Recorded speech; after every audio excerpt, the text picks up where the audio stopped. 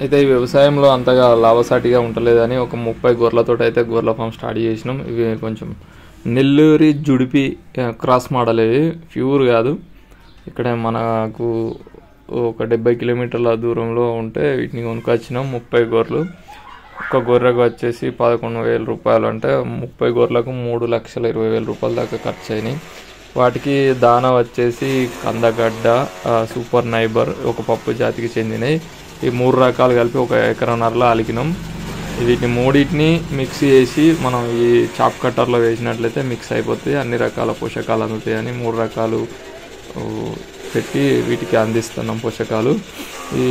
ఇందులో carbohydrates, proteins, vitamins అన్ని రకాలు 3 రకాలు పెడితేనే అందుతాయి కనుక మనం బయటికి కొట్టుకోవం కనుక ఈ విధంగా చేయడం జరిగింది. చాప్ కట్టర్లో వేస్తే చిన్న చిన్న ముక్కలు అయిపోతాయి, వేస్టేజ్ కాదు ఫుడ్. ఈ చాప్ కస్టర్ కాస్ట్ వచ్చేసి 25,000 రూపాయలు.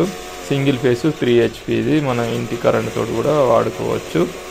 ఓకే, ఇప్పుడైతే స్టార్ట్ చేసినాం ఈ 30 గొర్రెలతోటి. చూడాలి, ఒక 2 సంవత్సరాలు టైం పెట్టుకున్నాం. 2 సంవత్సరాలలో ఎంత వస్తుంది, ఎంత లాభం వస్తుంది, ఏంటి దీని లాభం ఏంటి అనేది తెలుస్తుంది.